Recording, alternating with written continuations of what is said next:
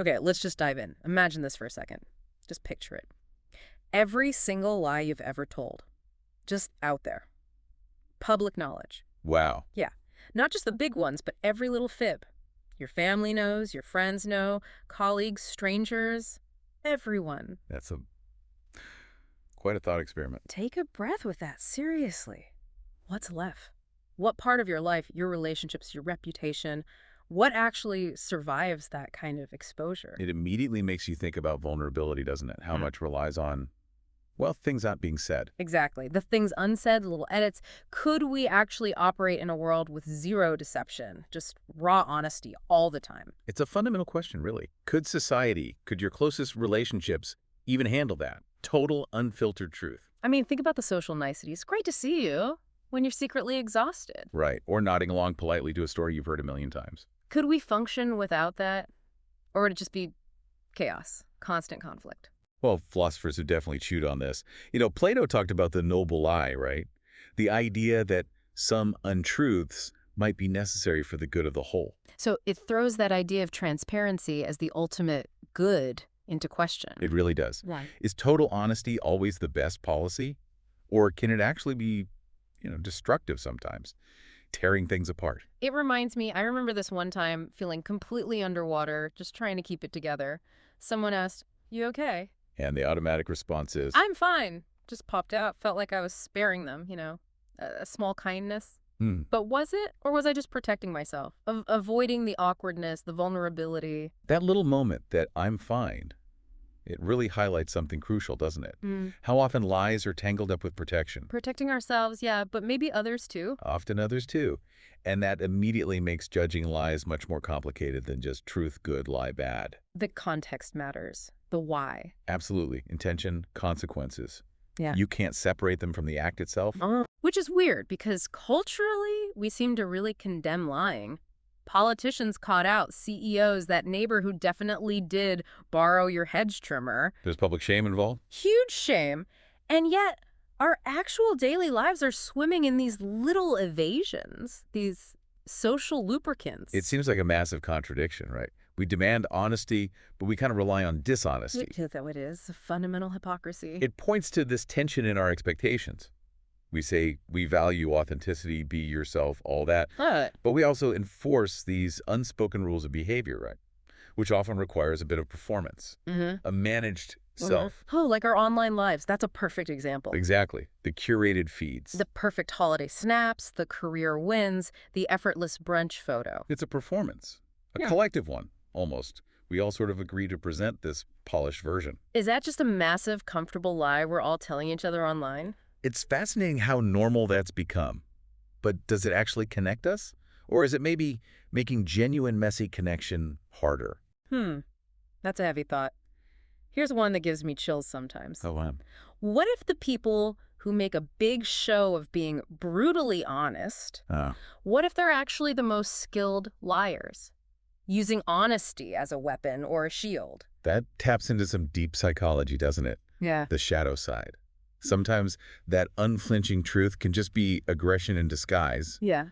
Or control. Yeah. It makes you second guess even the loudest declarations of truthfulness. You ever look deeper than the surface claim? I had a friend, well, an ex-friend now, who experienced that brutal honesty. It wasn't meant maliciously, I don't think, just completely unfiltered, zero empathy. And the result? It just destroyed the friendship. Years of connection, gone. Because sometimes the truth delivered like that isn't a bridge, it's a bomb. That highlights the difference between just stating a fact and actual wisdom, right? Truth without empathy. Can be incredibly damaging. Like Nietzsche said, maybe there are facts, just interpretations. How we say it matters. The delivery, the framing, it's everything. Okay, let's flip this onto you, listening right now. Be really honest, just with yourself. Do you hate all lies? Genuinely. Or mostly just the ones that affect you negatively, the ones that make you look bad or feel uncomfortable. That really gets to our self-preservation instinct, doesn't it? We want to protect our own story, our own image. So lies that challenge that narrative, those are the ones we really resist. Naturally. We hear it all the time. The truth will set you free. Sounds great. Very liberating. It's a powerful phrase. But whose truth are we talking about? And free from what? Maybe the truth doesn't set you free. Maybe it just isolates you, leaves you standing alone in the cold. It makes you wonder about the role of shared, well, illusions, maybe.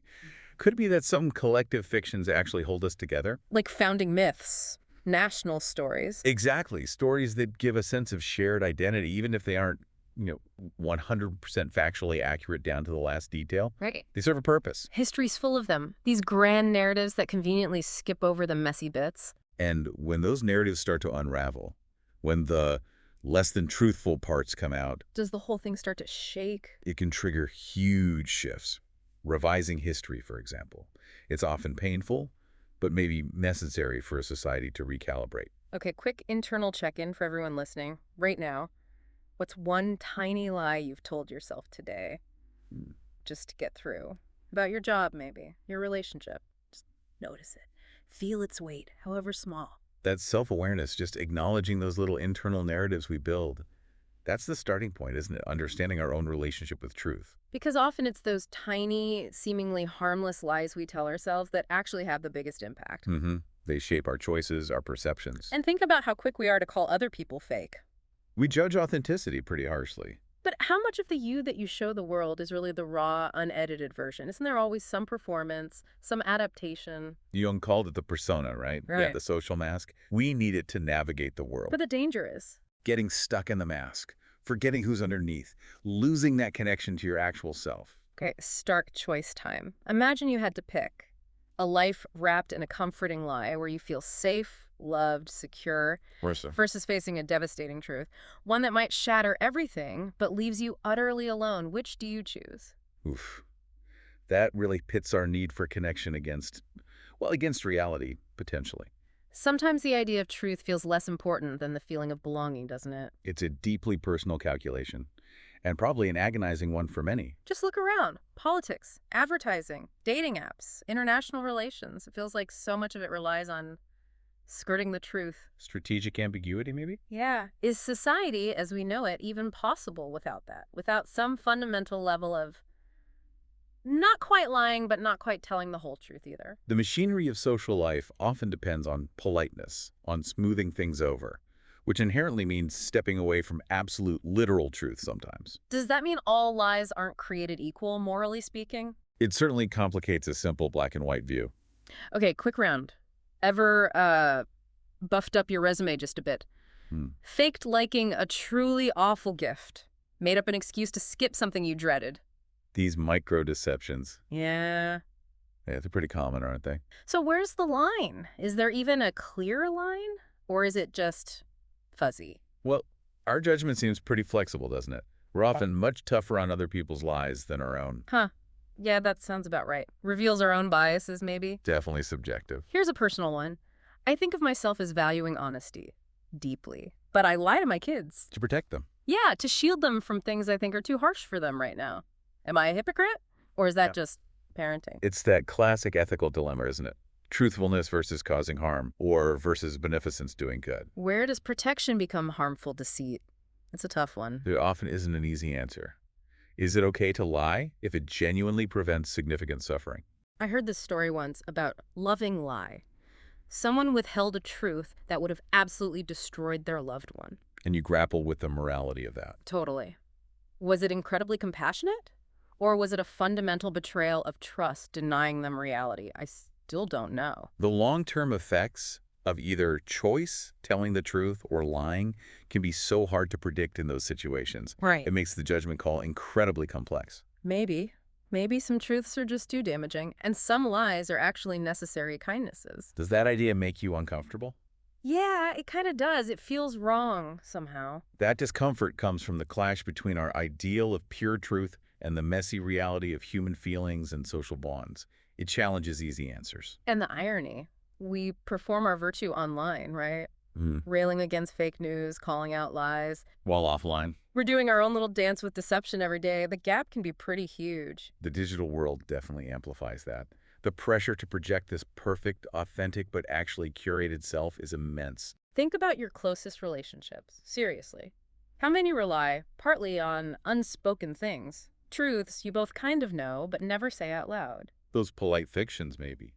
The things left unsaid to keep the peace. Are the foundations shakier than we like to think? Maintaining relationships often involves tact, diplomacy, which sometimes means carefully navigating around the full truth. I knew someone who used honesty like a weapon. Ooh, weaponized honesty. Yeah, used it to criticize, to wound, to make themselves feel superior, called it keeping it real. So, which is worse? A lie told to comfort, or a truth used deliberately to inflict pain? That's the question, isn't it? The intent matters. Honesty without empathy. Is just cruelty. Exactly. The impact is just as important as the factual content. Let's flip it again. Stop thinking about the lies you tell. Think about the truths people might be strategically not telling you. What's being filtered out? Softened. Yeah, for your benefit, maybe. Or maybe for theirs. What realities are being hidden from you? That's unsettling. It highlights how much we rely on others' discretion, their goodwill, to shape our view of the world. We don't always have the full picture. You say you want the truth. We all say that. But can you actually handle it? Especially when it's about you, and it's not flattering. Our appetite for truth definitely shrinks when it challenges our self-image, doesn't it? The ego kicks in. We resist anything that makes us look bad. It's a powerful defense mechanism. Yeah. We embrace what confirms our positive view, dismiss what doesn't. Think about diplomacy on a world stage. Peace talks, treaties, often built on careful wording ambiguities. On what's not said, as much as what is. Are those state-level omissions? Lies? Maybe. But maybe they're also what stops things from falling apart completely. Statecraft ethics are incredibly complex. Is strategic deception okay if it prevents a war? It raises massive moral questions. Okay, here's a twist. Maybe the real problem isn't lies themselves. What then? Maybe it's our addiction to comfort, our inability to face complexity, ambiguity, discomfort. Maybe we want to be lied to sometimes. That flips the whole thing. Suggests we're not passive victims of lies, but active participants in seeking out narratives that feel good, even if they're not strictly true. Wow. Okay, so what if your whole sense of who you are, your identity, is built on lies you tell yourself? Self-serving narratives. Yeah. If you peeled all those layers away, who would be left? Would you even recognize that person? That's the core of self-knowledge, isn't it? The Socratic know thyself. Yeah. Unmasking our own deceptions. It's tough work. Just sit with that peeling away. Feel any resistance, any urge to defend yourself right now. That little flinch that might be pointing towards a lie you're holding on to. Don't just brush it off. That resistance is natural. Our beliefs are deeply held. It takes real courage to examine them when they're challenged. Remember this. Honesty without compassion is just brutality. That's crucial. Say it again. Honesty without compassion is brutality. The way we deliver truth matters as much as the truth itself. It has to be constructive, tempered with empathy. Otherwise, it just destroys. It doesn't heal or connect. So, back to the start. Could you really handle a world with no lies? Be honest. Or is believing you could? Just another comforting lie. Maybe the goal isn't a hypothetical lie-free world, but developing our own capacity to discern truth and understand the incredibly complex role deception actually plays in our lives. If this deep dive sparks something in you, maybe share it. Share it with someone you think is incredibly honest. Or, maybe, more interestingly, share it with someone you haven't always been completely straight with. See what happens. Opening up those conversations, even the uncomfortable ones about truth and lies, that can build deeper connections, more authentic ones. What if truth isn't this sacred ideal? What if it's just the raw material, the clay we use to build the necessary fictions that help us get by? That challenges the whole idea of absolute truth. It suggests narrative interpretation. That's how we make sense of things. So which is worse? Lying to spare someone's feelings or telling a brutal truth that shatters them? Is there always one right answer? These are the ethical knots philosophers tie themselves in. There are rarely easy answers. It always seems to come down to context and consequences. Social media feels like lies by omission, doesn't it? The highlight reel. Yeah. Is that fundamentally different from how people have always presented themselves, just amplified now? The technology might be new, but the human impulse to manage perception, probably as old as humanity. Picture telling a small child the full, unvarnished truth about the world. All the dangers, the suffering, the unfairness. Is that honesty? Or is it cruel, abusive even? It highlights that conflict again. Truth versus protection, especially for those who can't process it yet. There has to be a balance based on development, emotional capacity. Think about the last kind lie you told. Really examine it. Was it truly for them, or was it maybe just a little bit about avoiding your own discomfort? That kind of honest self-reflection. Yeah. It's key to understanding our real motives. We put so much effort into seeming authentic online, But chasing that appearance of authenticity, does it actually make us less authentic? It's a paradox, isn't it? Performing authenticity can become just another mask, a new kind of pressure. A dying man tells his wife she's never looked more beautiful. It's probably not objectively true. Is it wrong? In moments like that, the line between literal fact and emotional truth gets very blurry. It's about comfort, connection, love, maybe a deeper truth than the literal one. In diplomacy versus deception, where's that line? Is statecraft just lying for the greater good? Diplomatic language is often deliberately ambiguous, whether that's deception. It depends on your ethics and the stakes involved. You adapt to different situations, right? Change how you act, maybe even what you say, depending on who you're with. We all do to some extent. Social code switching. Isn't that just a socially okay form of lying, constantly adjusting the self you present? It's adaptation. But yet the line between adapting skillfully and being fundamentally inauthentic can be really fine. And remember, lying isn't always malicious. Often, it's just fear. Fear of conflict, judgment, loss. Fear of the truth itself, sometimes. Fear is a huge motivator. It can make us prioritize avoiding discomfort over sticking to principles like honesty. Who decided honesty was the absolute top virtue anyway? Did they really think through the consequences of total, brutal honesty everywhere? Elevating honesty like that is a cultural choice with a long history, but applying it absolutely, that requires ignoring a lot of nuance, a lot of potential harm. I used to be all about radical honesty, thought it was brave. And now I see it was often a shield, a way to keep people at arm's length, avoid real intimacy. My honesty was its own kind of lie. that kind of self-discovery is powerful, realizing our past motivations weren't what we thought they were. Here's a scary thought. Maybe lies aren't the exception. Maybe they're the rule.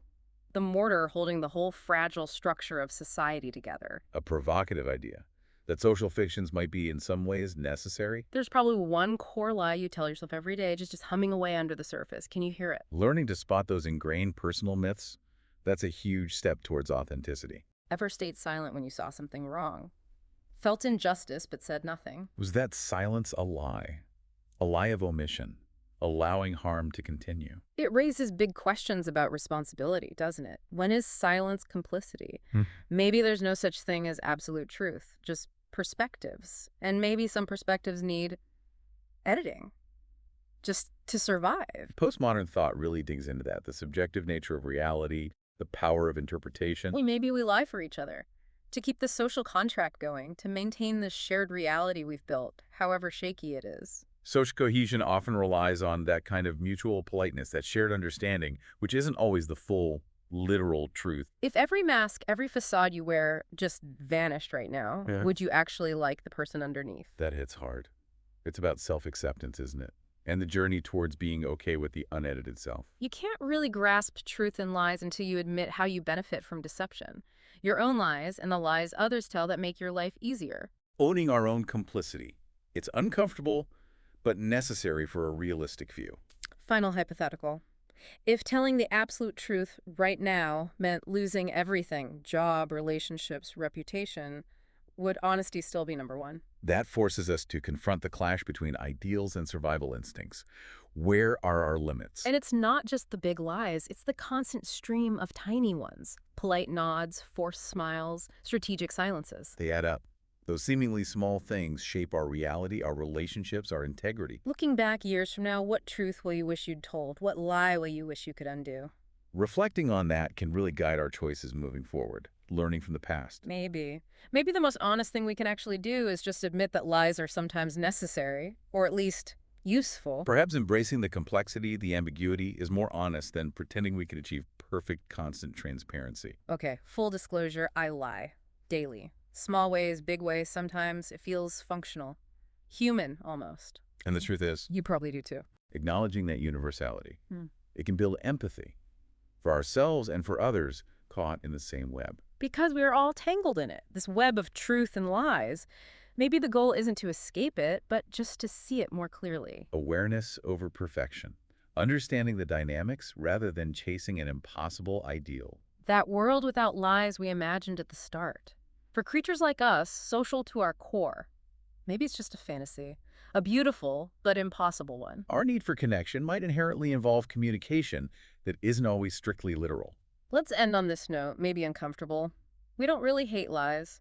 Not in principle. What do we hate then? We hate being lied to. Oh, that distinction hits home. Our self-interest often overrides the abstract principle.